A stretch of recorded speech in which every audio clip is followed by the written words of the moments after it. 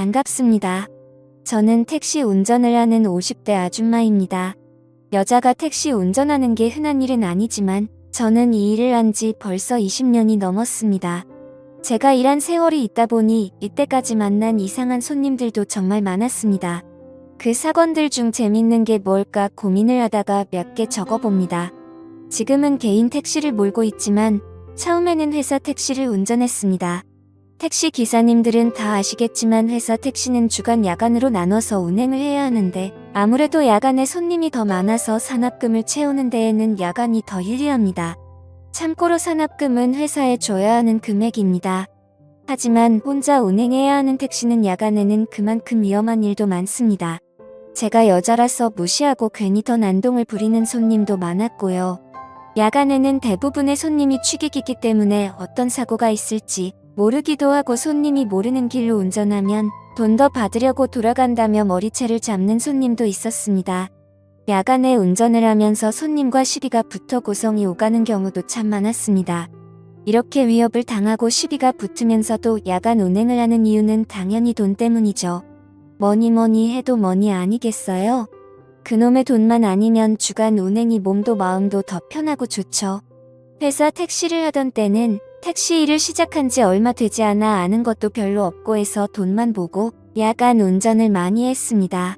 의욕만 앞서서 체력은 생각도 못했던 거죠.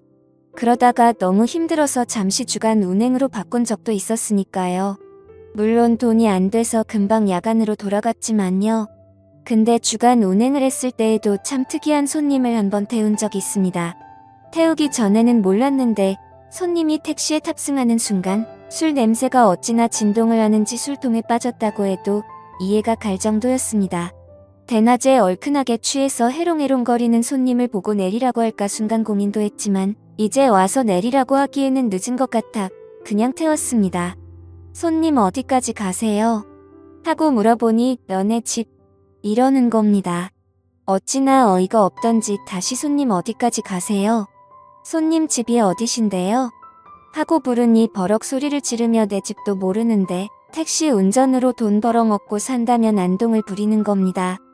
사람이 너무 어이가 없으니 웃음이 나더군요. 저도 기분이 상해서 야 너 내려 하고 싶었지만 그래봤자 술 먹고 취한 사람에게는 말도 안 통할 게 뻔해서 그냥 꾹 참았습니다. 저보다 덩치도 큰 남자를 힘으로 끌어낼 수도 없었고요. 어쩔 수 없이 근처 지구대로 갔습니다. 경찰이 취객을 보자마자 혀를 차더군요.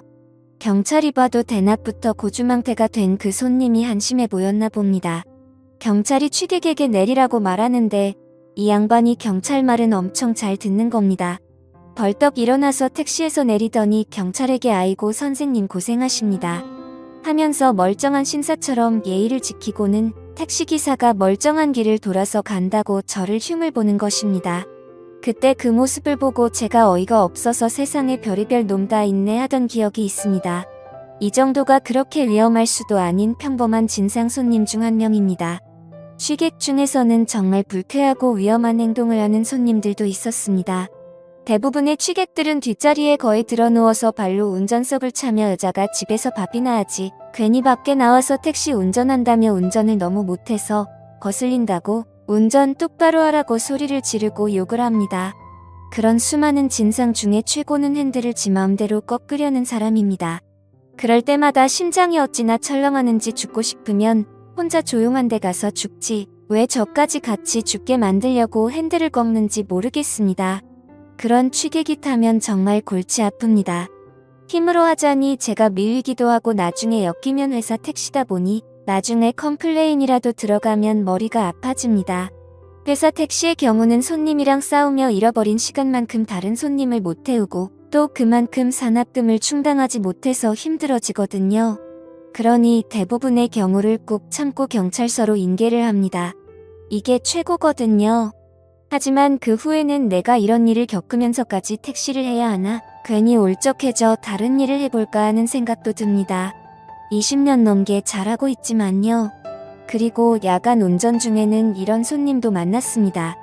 젊은 커플이었는데 뒷자리에서 아주 쪽쪽거리고 난리도 안 되군요.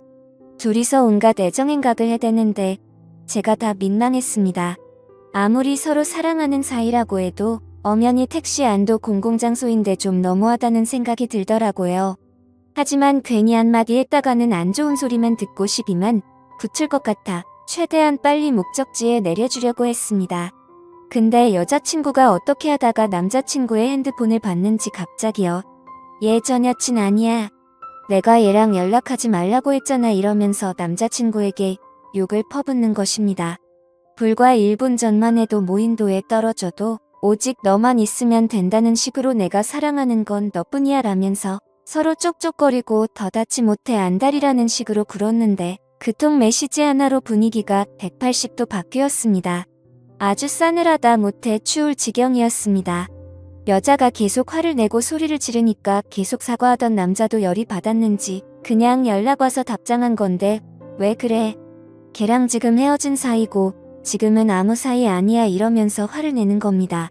그러다가 남자가 순간 욱해서 운전 중인 택시의 문을 열고 택시를 내렸는데 그 여자도 따라 내리면서 남자친구한테 달려가 주먹질을 하고 남자는 그걸 또 피하고 난장판더라고요.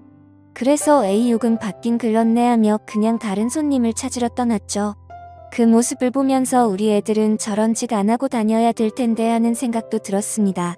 제 일은 택시 운전인데 매일매일이 절에 들어간 것 마냥 돌을 닦는 기분이었습니다. 하지만 이런 일들도 약과라고 생각될 일이 생겼습니다. 택시 운전 인생 동안 가장 큰일 날 뻔하고 무서운 일이 발생한 겁니다. 제가 회사 택시를 몰 때 생긴 일이니까 지금은 한참 더 된 이야기네요. 그날은 장마철이라 비가 내렸다 그쳤다 하며 굉장히 습기가 가득하고 찝찝한 기분의 나쁜 날씨였습니다. 손님도 없고 대부분 기본 요금 손님이라 돈도 안 되는 거리만 왔다 갔다 하고 있었죠. 이러다가 산업금도 못 채우겠구나 걱정이 되더라고요. 그러던 중 어떤 남자 손님을 한 명 태우게 되었는데 마침 또 장거리 손님이라서 반가웠습니다. 한 번 태우면 충분히 산업금도 채울 수 있는 거리였죠. 근데 말투가 이상하더군요. 한국말이 어설프고 조선족 말투라고 해야 하나? 아무튼 가끔 영화에서 들어본 말투를 쓰더군요. 어차피 돈만 제대로 주면 거리도 장거리라 돈도 되고 퇴근도 빨리 할 수 있으니 그냥 태웠습니다. 정확한 위치를 물었더니 장거리하고도 더 들어가는 거리였습니다. 완전 땡 잡았다고 생각하고 빗길을 열심히 운전했습니다. 머릿속으로는 이런저런 계산을 했죠. 이 손님을 내려주고 거기서 손님 한 명만 더 태워서 회사 근처로 가면 산업금 채우고도 돈이 훨씬 남겠네 하면서 나름의 계획을 세우며 신나게 달리고 있었죠. 핸드폰 내비로 주소를 찍어서 장거리 손님이 알려준 주소대로 가고 있었습니다. 여러 번 가본 길이면 제 나름의 지름길로 갈 때지만 초인길이다 보니 내비가 가란 대로 군말 없이 가고 있었습니다. 그런데 뒷자리에 앉은 남자 손님이 낮은 목소리로 이 길 맞아요? 하는 겁니다. 그래서 죄송합니다. 저도 초행길이라 내비대로 가고 있어요. 지름길 알려주시면 지름길로 갈게요. 하고 최대한 친절하게 얘기를 했습니다. 그랬더니 아닙니다. 그냥 그대로 가주세요. 그러더군요. 속으로는 뭐지 이 사람 생각하며 목적지까지 열심히 달리고 있었습니다. 근데 거의 다 도착했을 무렵 갑자기 손님이 깜빡하고 돈을 두고 왔는데 이러는 겁니다. 저는 너무 놀라서 아니 여기까지 왔는데 돈이 없다고 하면 어떡하냐고 지금 밑에만 봐도 4만 원이 넘는다고 짜증을 좀 냈습니다. 그 남자는 카드를 주머니에 넣은 줄 알았는데 방금 확인하니까 없었다면서 지갑도 안 들고 왔다고 하는 겁니다. 여러 가지 생각이 스치더군요. 그냥 이 사람을 지구대에 넘겨버릴까? 아니면 재수 없었던 생각하고 돈 아까워도 그냥 여기서 내리라고 할까? 고민하던 중 그 손님이 제 난처한 표정을 보며 제 생각을 다 안다는 듯이 경찰서에는 넘기지 말라고 하더군요. 경찰서 가면 한국에 더 이상 있지 못한다면서 한 번만 봐달라며 충격적인 제안을 하나 하는 겁니다. 돈이 없으니 대신 물건을 주면 안 되냐고 물어보는 겁니다. 시대가 어느 때인데 물물 교환이라도 하려는 건가 싶어 일단 드러나 봤습니다. 기껏해야 반지나 목걸이려나? 좀 돈 되는 걸 주겠지 생각했습니다. 그랬더니 그 남자가 자기 신발을 벗으면서 이 신발이 비싼 건데 이걸 대신 드릴게요. 이러는 겁니다. 뭐 좋은 메이커 신발이라도 가지고 그러나? 싶어서 신발을 자세히 보니 허름하고 구멍이 나서 다날가 떨어진 운동화를 보여주는 겁니다. 황당하고 어이가 없어서 제가 이상한 소리 계속하면 경찰서로 갈 거라고 돈이나 빨리 주시라고 했습니다. 그런데 버팅기면서 계속 신발이며 낡은 가방이며 이걸로 택시비를 대신하면 안 되겠냐고 하더군요. 말하는 투를 들어보니 처음부터 돈 낼 생각이 없었구나 느낌이 팍 오더군요. 그래서 핸들을 꺾고 차를 갓길에 대고 저기요.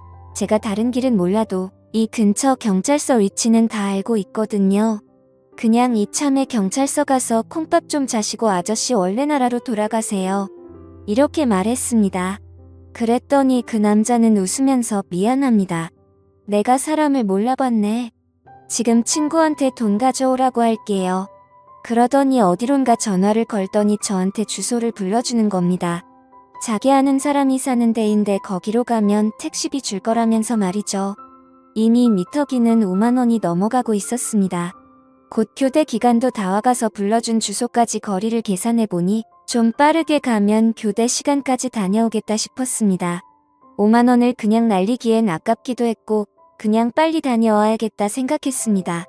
그 남자가 불러준 주소지로 내비를 찍고 달렸습니다. 솔직히 그때 수상하다는 걸 눈치챘어야 했는데 그놈의 돈이 뭔지 5만 원을 받을 수 있다는 생각에 수상하다는 생각도 못했습니다. 지금 생각해보면 너무 수상한 일인데 말이죠. 비는 계속 내렸다 그쳤다를 반복하고 주소지로 가는데 옆 근처의 번화가 근처인 겁니다. 그래서 어디로 가야 되냐고 자세한 길 좀 알려달라고 물어보니 그 젊은 남자는 나이트클럽 쪽으로 안내하더군요. 거기는 아무리 봐도 사람이 사는 곳으론 안 보여서 아저씨 여기 나이트클럽 근처 맞아요? 하고 물어보니까 자기도 처음이라서 모른다는 겁니다. 그래도 일단 가면 친구가 나와서 돈 준다고 했으니까 그냥 계속 가라고 하더군요. 그런데 너무 불안해서 차를 멈추고 아저씨 친구분 전화번호 좀 주세요. 여기 차도 많고 길을 잘못 든 것 같아요. 이 길이 맞는지만 물어볼게요. 했습니다. 그 조선족 남자는 저를 흘어보더니 제 폰으로 전화하세요 이러면서 폰을 건네주는 겁니다.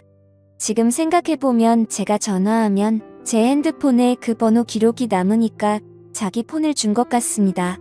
저는 그때까지도 전혀 의심을 안 하고 있었기 때문에 그냥 그 남자의 휴대폰으로 전화를 걸고 상대가 받기만을 기다렸습니다. 그런데 상대가 전화를 받자마자 저를 휴대폰 주인으로 착각했는지 야 빨리 데려와. 묶어놓을 준비 다 해놨다 하는 겁니다. 그 말을 듣는 순간 이거 뭔가 이상하다 하는 생각이 들었습니다. 보통 같으면 택시비 얼마 정도 나왔는데 나던가 언제 도착해 내려가 있을게라고 하는 게 맞는데 묶어놓을 준비가 다 됐다고 말하는 건 왜일까라고 생각하는데 순간 인신매매가 생각나며 소름이 돋더군요. 그 무렵쯤에 중국인들이 인신매매를 하려고 사람을 납치해간다 뭐다 하는 소문이 돌기도 했고 여자 혼자 다니다가 납치를 당했다 하는 소문도 종종 돌았거든요. 둘 중에 어떤 거라도 큰일이구나 싶었습니다. 처음부터 나를 납치해서 데려가려고 했구나. 데려가서 무슨 일을 하려는 거지? 생각하다가 일단 티 내면 안 되겠다 싶어서 조용히 전화를 끊었습니다. 뒷좌석에서 남자가 왜 아무 말 안 하고 끊어요 하는 겁니다. 순간적으로 여기서 살아서 집에 가려면 정신 똑바로 차려야 한다고 생각이 들었습니다. 시끄러워서 전화가 잘 안 들리네요 하면서 대충 얼버무리고 나중에 다시 전화해본다고 하고 스트레칭하는 척하며 머리를 굴렸습니다. 이대로 목적지까지 갔다가는 큰일이 날 것 같은데 어떻게 하면 도망칠 수 있을까 생각했습니다. 그런데 사람이 극한의 긴장감을 갖게 되니까 머리 회전이 빨라지더군요. 갑자기 떠오른 생각에 택시 잔금 바꿔줄 현금이 없다고 잠깐 편의점에 들려서 돈 좀 바꿔온다고 했습니다. 그러자 그 남자는 알겠다고 해서 택시를 급히 근처 편의점에 세워서 편의점 안에서 경찰에 전화를 했습니다. 편의점 유리문 밖으로 택시를 쳐다보며 통화를 하며 이런 상황이니 도와달라고 말하며 통화가 5분 이상 길어지니 제 택시 뒷좌석에서 그 남자가 내리더니 도망을 치는 겁니다.